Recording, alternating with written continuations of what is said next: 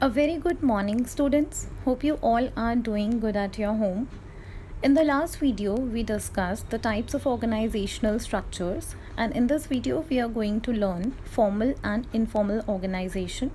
This is a very short and simple topic. So, in this video, I have taken few questions from CBSE board papers, last 4-year papers, which the questions which are related to this topic, formal and informal organization. Let us start learning from the meaning of formal organization. When the managers are carrying on organizing process, then as a result of organizing process, an organization structure is created. देखो जब managers organizing process के steps follow कर रहे होते हैं तो as a result एक organizational structure create होता है. ये हमने last video में भी learn किया था. And this structure is created to achieve systematic working.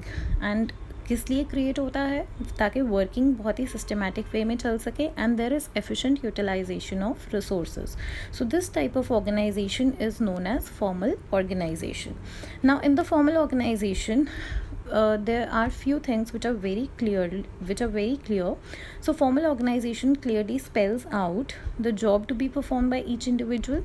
हर एक इंडिविजुअल को पता है उसने क्या जॉब परफॉर्म करनी है. The authority and responsibility assign to each individual. हर इंडिविजुअल एम्प्लॉय को पता है कि उसकी क्या रिस्पॉन्सिबिलिटी है और उसके लिए उसे क्या अथॉरिटी असाइन की गई है. The superior subordinate relationship. Every superior knows कि उसका कौन सबॉर्डिनेट है, किसको उसने ऑर्डर देना है, एंड एवरी सबॉर्डिनेट नोज कि उसका सुपीरियर कौन है, काम ख़त्म करने के बाद उसने किसको रिपोर्ट करना है. And the designation of every individual in the organization. Organization में हर इंडिविजुअल एम्प्लॉय का डेजिग्नेशन फिक्स है, क्लियर है. जैसे कि I am working in KVS organization तो मेरा उसमें डेजिग्नेशन है PGT कॉमर्स. सो ये डेजिग्नेशन होता है मतलब कि इंडिविजुअल की पोजीशन क्या है उस ऑर्गेनाइजेशन में. Now the features of formal organization. Formal organization is created intentionally by the process of organizing. Managers जब organizing process को follow करते हैं और वो intentionally करते हैं तो इसीलिए intentionally ये organization क्रिएट होती है. मतलब ये ऑटोमेटिकली क्रिएट नहीं होती है. मैनेजर्स इंटेंशनली ऑर्गेनाइजिंग फंक्शन को परफॉर्म करते हैं तभी ये ऑर्गेनाइजेशन क्रिएट होती है. Then the purpose of formal organization is achievement of organizational goal. Purpose क्या है फॉर्मल ऑर्गेनाइजेशन का कि जो ऑर्गेनाइजेशन का गोल है वो अचीव किया जा सके. In formal organisation each individual is assigned a specific job. हर एक इंडिविजुअल के पास एक स्पेसिफिक जॉब है, काम पता है उसे कि उसे क्या काम करना है. Then next is each individual is assigned a fixed authority. हर एक इंडिविजुअल के पास फिक्स अथॉरिटी भी है उस काम को परफॉर्म करने के लिए. Then formal organization results in creation of superior subordinate relationships. Superior subordinate relationships बहुत ही क्लियर होते हैं इस ऑर्गेनाइजेशन में.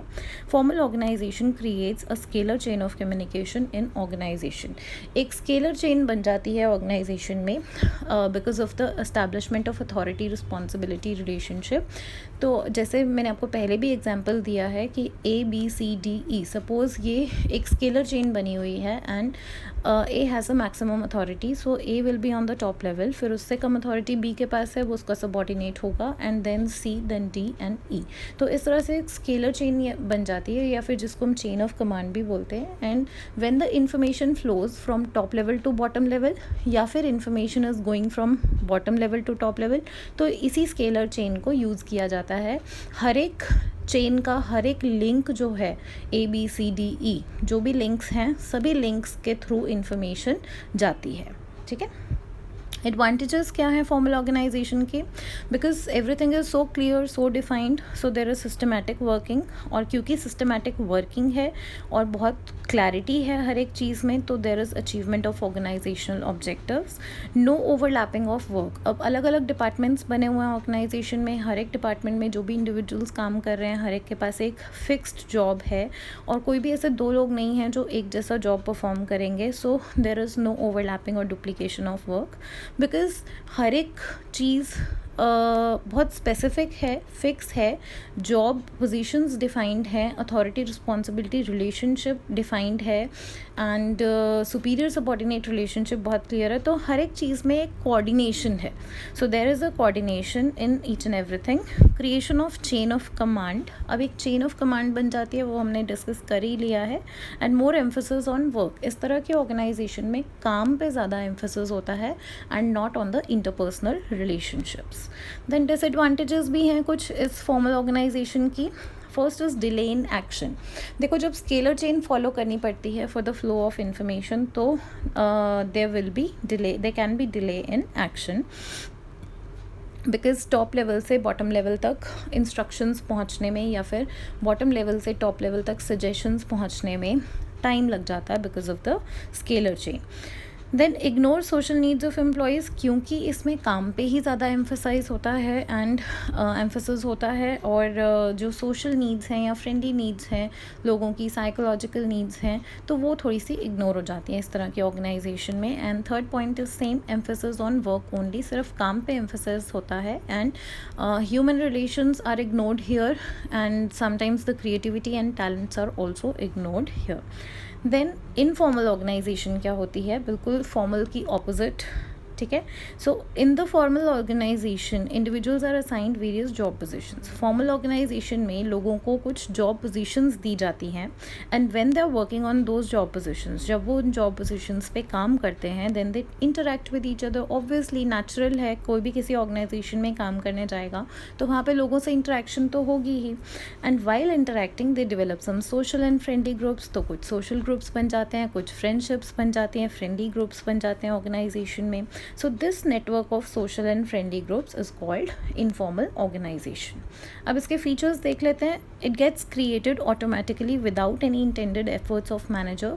इस organization को create करने के लिए managers को कोई efforts नहीं करनी पड़ती. Automatically जब लोग एक दूसरे से बात करते हैं तो अपने आप friendly groups और social groups बनते हैं, तो informal organization automatically बनती है. The purpose here is to get psychological satisfaction. देखो, फॉर्मल ऑर्गेनाइजेशन में हमने करा था purpose was to achieve the organisation goal. तभी काम पे ज़्यादा एम्फोसिस होता है, ऑर्गेनाइजेशन का गोल अचीव करना है. यहाँ पे पर्पस क्या होता है, टू गेट साइकोलॉजिकल सेटिस्फैक्शन. लोग एक दूसरे से बात करते हैं, फ्रेंडशिप करते हैं because of getting psychological satisfaction. मतलब उन्हें अच्छा लगता है, they feel happy, they feel motivated. Then informal organisation does not follow any fixed path of flow of communication. कोई भी स्केलर चेन फॉलो नहीं करती है इनफॉर्मल ऑर्गेनाइजेशन. कोई भी किसी से भी बात कर सकता है, किसी की भी फ्रेंडशिप किसी से भी हो सकती है. So communication can flow in any direction. Source of information cannot be known under informal organization as any person can communicate with anyone in the organization. Organization में देखो, कोई भी किसी से भी communicate कर सकता है. अभी कोई scalar chain follow नहीं हो रही है यहाँ पे. So source of information नहीं पता चलता basically कि ये information कहाँ से आई है. ठीक है. तो जैसे अगर सी ने कोई डी को इन्फॉर्मेशन पास ऑन की है, तो डी बोलेगा मुझे तो सी ने बताया, सी बोल सकता है मुझे तो बी ने बताया, बी बोल सकता है मुझे तो ई ने बताया था. सो बेसिकली इन्फॉर्मेशन आई कहाँ से है ये नहीं पता चल सकता इस ऑर्गेनाइजेशन में, जो कि फॉर्मल ऑर्गेनाइजेशन में बराबर से पता चल सकता है बिकॉज रिटन वर्क होता है, सिग्नेचर्स होते हैं proper. So everything is very clear there.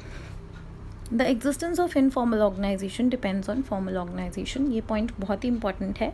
अगर फॉर्मल ऑर्गेनाइजेशन ऑलरेडी एग्जिस्ट कर रही है, लोग काम कर रहे हैं डिफरेंट जॉब पोजीशंस पे, तभी तो वो आपस में इंटरेक्ट करेंगे ना, और तभी तो सोशल एंड फ्रेंडली ग्रुप्स बनेंगे, और तभी तो इनफॉर्मल ऑर्गेनाइजेशन एग्जिस्टेंस में आएगी. सो इनफॉर्मल ऑर्गेनाइजेशन तभी एग्जिस्ट कर सकती है अगर ऑलरेडी फॉर्मल ऑर्गेनाइजेशन एग्जिस्ट कर रही है. देन एडवांटेजेस क्या है इनफॉर्मल ऑर्गेनाइजेशन के? फास्ट कम्युनिकेशन है because there is no scalar chain, तो कोई भी किसी के साथ भी कम्युनिकेट कर सकता है. फुलफिल सोशल नीड्स, यहाँ पे क्योंकि लोग बहुत फ्रेंडली वे में बात करते हैं एंड सोशल सर्कल्स बने हुए हैं, सोशल ग्रुप्स हैं, तो it fulfils the social needs.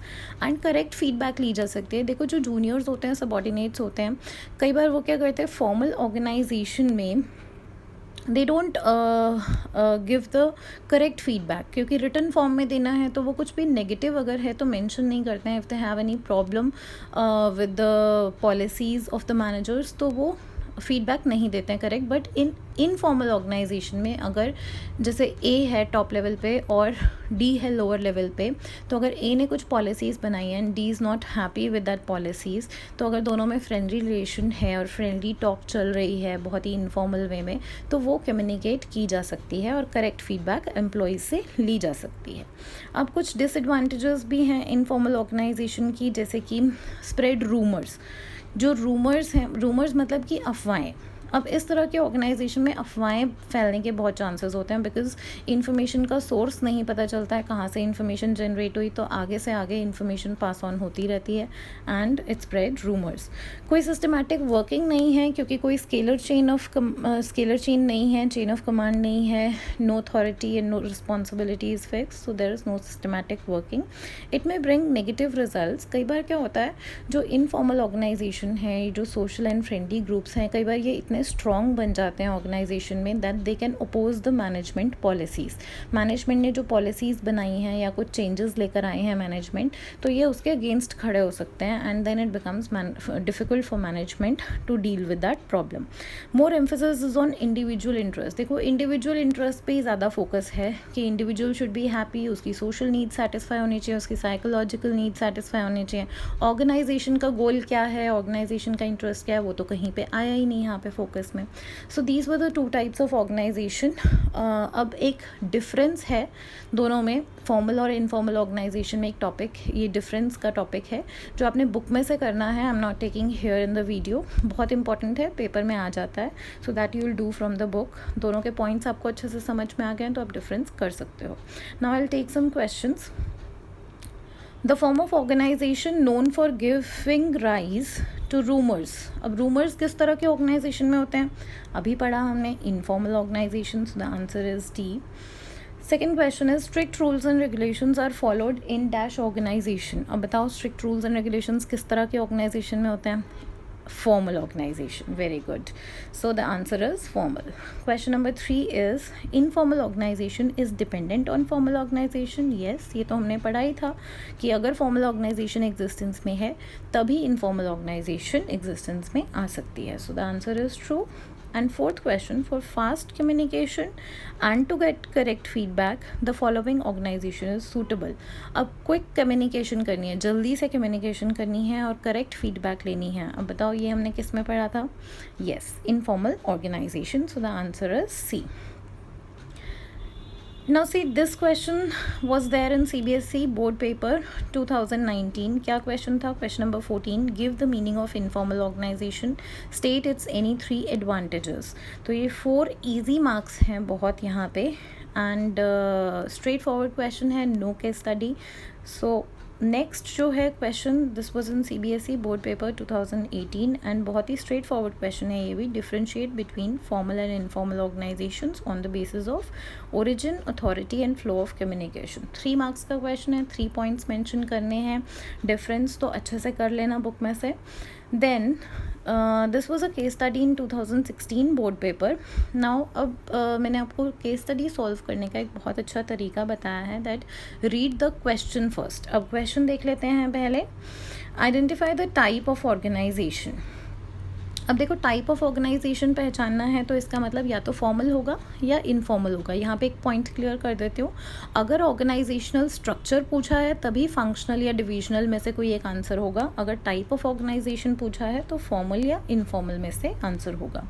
Which permits the flow of communication in all directions in my card limited. अभी यहाँ पे हमें काफ़ी हद तक हिंट मिल गया है कि क्या आंसर होगा, बट स्टिल पूरा केस स्टडी पढ़ के ही हम आंसर निकालेंगे। Second is also state any an advantage of this type of organisation identified. जो आपने टाइप पहचाना है उसकी एक एडवांटेज देनी है। And state any 2 values which my card limited wants to communicate to the society. और कोई 2 वैल्यूज़ बतानी है जो ये कंपनी कम्युनिकेट करना चाहती है to the society. Now let's study the case study. My car limited decided to set up its new car manufacturing factory in backward area of West Bengal where very less job opportunities were available. अब यहाँ पे हमें clear हो रहा है that company is going to set up a factory एक backward area में. अब बैकवर्ड एरिया में मतलब जॉब अपॉर्चुनिटीज़ वहाँ पे क्रिएट करेगी ये कंपनी. सो एक वैल्यू हमें यहाँ पे मिल जाती है अपनी. People of that area welcomed this effort of my car limited. The company also decided to provide facilities like school, hospital, market, etc. in the factory premises so that the people are attracted to join the factory as workers. अब वो ये facilities भी provide कर रहे हैं, इसका मतलब वो basic amenities provide कर रहे हैं, तो ये भी एक value है. My car limited started earning huge profits. उनको ह्यूज प्रॉफिट्स होने शुरू हो गए. Another competing company asked its production manager Arvind to investigate the reasons of earning huge profits by my car limited. भैया कंपीटिंग कंपनी को तो problem हो गई. उसने अपने प्रोडक्शन मैनेजर को बोला देखो भाई इनको इतने प्रॉफिट्स क्यों हो रहे हैं. So Arvind found that in both the companies there was systematic coordination amongst the various activities to achieve organization goals. दोनों companies में coordination बहुत अच्छी थी amongst the various activities and every employee knew who was responsible and accountable to whom. हर एक employee को बहुत clarity थी कि वो किस चीज़ के लिए रिस्पॉन्सिबल है और अकाउंटेबल है.